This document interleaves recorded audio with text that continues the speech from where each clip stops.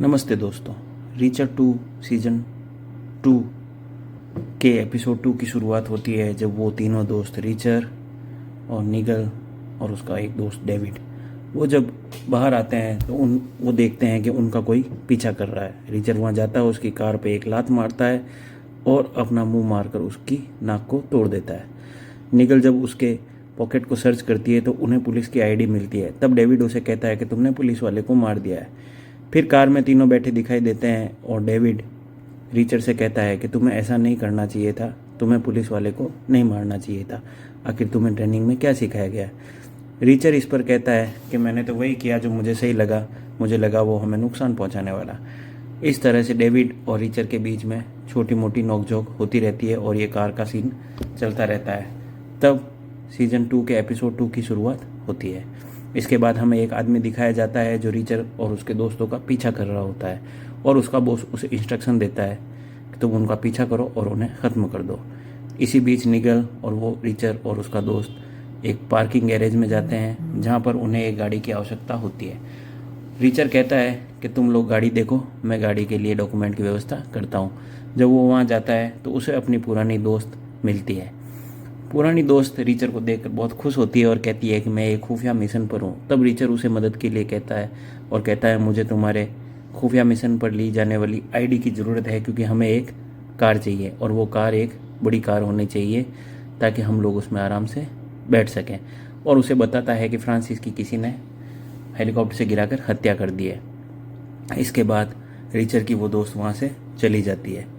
आगे के सीन में कहानी फ्लैशबैक में जाती है जब रीचर अपने ऑफिस में होता है और वही महिला मित्र जो उसे अभी मिली थी, वो उसकी जूनियर होती जिसका नाम डिक्सन है, वो रीचर से आके कहती है कि देखो इस फाइल में कुछ है।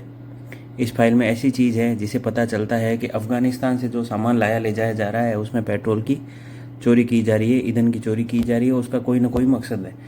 तो रीचर डिक्सन से कहता है कि ऐसा क्या मकसद हो सकता है कि कुछ सामान लाने ले जाने के लिए ईंधन की खपत ज़्यादा की जा रही हो और उसे अकाउंट्स में नहीं दिखाया जा रहा हो। और इस तरह से दोनों वार्तालाप करते हैं और डिक्सन रीचर को अपने साथ कॉफ़ी पीने का न्योता देती है, लेकिन रीचर नहीं मानता। अगले सीन में गाड़ियाँ जाती हुई दिखाई देती है और वही जंगल दिखाए जाते हैं जहाँ पर फ्रांसिस की हत्या हुई थी और उसका शव हेलीकॉप्टर से फेंका गया था। तीनों चारों दोस्त आपस में बात करते हैं। डिक्सन, रीचर, डेविड और निगल एक ही कार में बैठे बैठे वार्तालाप कर रहे होते हैं कि ऐसा कौन हो सकता है जिसने हमारे दोस्त की हत्या की हो। तभी एक सीन में वो एक उनका मित्र दिखाया जाता है। ये आपस में बात करते हैं कि ऐसा क्या है जिसको हम पकड़ नहीं पा रहे हैं, ऐसा कौन है जो हमारे पीछे लगा हुआ है। तभी वो बॉस का गुंडा होता है। बॉस उसे निर्देश देता है कि अब तुम उनके पीछे लगे रहो और जैसे ही तुमको वो दिखते हैं और जहाँ पे भी वो रुकते हैं उनके पीछे जाकर उनका मर्डर कर दो। इसके बाद नए सीन में न्यू जर्सी का अटलांटिक सिटी दिखाई जाती है जहाँ पर रीचर और उसके दोस्त अपने दोस्त के ऑफिस में जाते हैं और वहाँ पे उन्हें वो सारा सामान बिखरा हुआ मिलता है। तभी वहाँ पर उन्हें एक फ़ोटो फ्रेम में अपने दोस्त की फ़ोटो भी दिखती है जो उनकी टीम का हिस्सा हुआ करता था। उस फ्रेम को देखते हुए वो एक पब में पहुँचते हैं। वहाँ पर जाकर वो पूछताछ करते हैं कि अपने ग्रुप के दोस्त के साथ की लड़की कौन है, उसके बारे में जानकारी लेते हैं। तो बार वाले उसे कहते हैं कि आप इनके साथ जाइए और उस दोस्त को अलर्ट कर देते हैं कि तुम्हारे पीछे कोई ना कोई लगे हुए हैं। वो लड़की वहाँ से भागती है, लेकिन वो जो दोस्त रीचर के जो साथी दोस्त होते हैं वो उस लड़की को पकड़ लेते हैं और रीचर को अंदर ले जाके एक फ़ाइट सीन का सामना करना पड़ता है जहाँ पर निगल और रीचर मिलकर उन गुंडों को मार देते हैं। इसके पश्चात वो सब दोस्तों को उन गुंडों को पकड़ लेते हैं और होटल में बैठ के उनसे पूछताछ करते हैं। तब वो लड़की कहती है कि हाँ, ओएनचीस मेरा दोस्त था, लेकिन वो मेरे को काफ़ी टाइम से नहीं मिला। जब वो वहाँ से गया था तो लास्ट टाइम मुझे कुछ कह के गया था और उसके बाद से ये दोस्त मेरी रक्षा कर रहे हैं।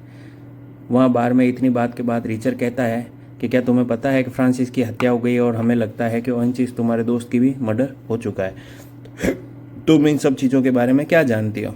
तो वो बहुत घबरा जाती है और रोने लगती है। इसके बाद सीन में वो लोग एक जुआ घर में जाते हैं जहाँ पे आपस में बात कर रहे होते हैं। उन्हें वहाँ से कुछ सुराग चाहिए होते हैं। वहाँ बात करते करते वो उस जुआ घर के मालिक से मिलते हैं। तो वो मालिक को कहता है कि आपके यहाँ पे हमारे दोस्त थे जो सिक्योरिटी का काम देखते थे, क्या आपको पता है तो वो कहता है कि देखते थे, इसका मतलब वो लोग मर चुके हैं क्या? हाँ, उनकी हमें संदेह है कि उनकी मर्डर हो चुका है, तो आप बताइए वो लोग कहाँ हो सकते हैं?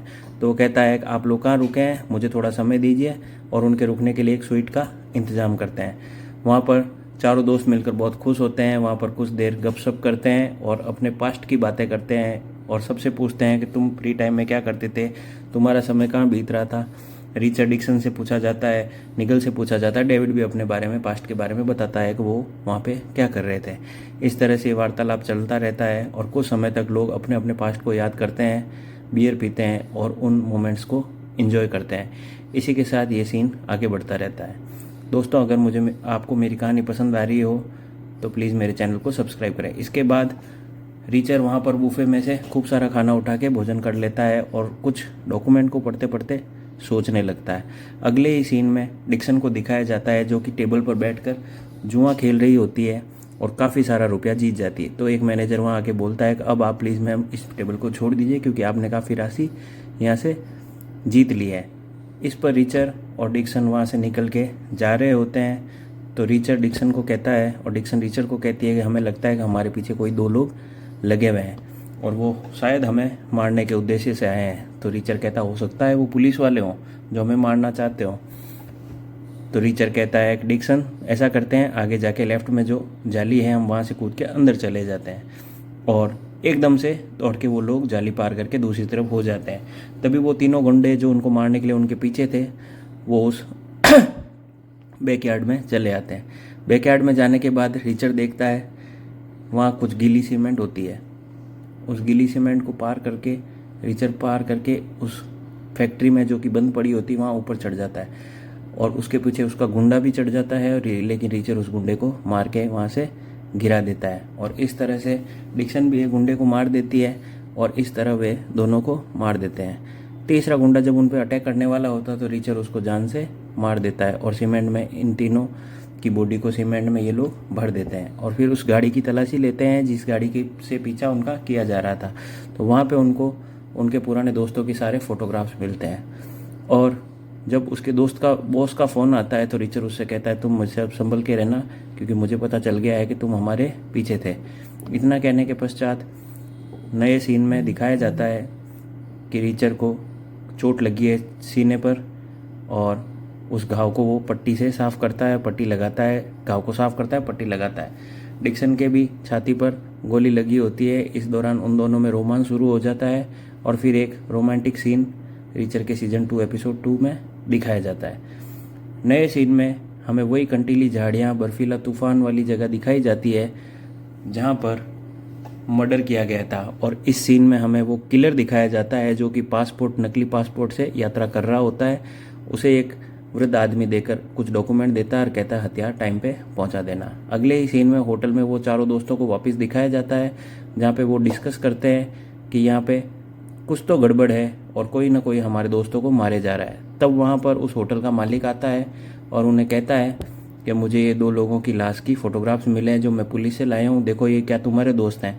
तो रिचर उनसे कहता है हाँ ये हमारे ही दोस्त हैं, और अब हमें पूरी तरह से तैयार होना पड़ेगा क्योंकि हमारे ग्रुप को कोई ना कोई मिलकर एक एक करके मर्डर कर रहा है।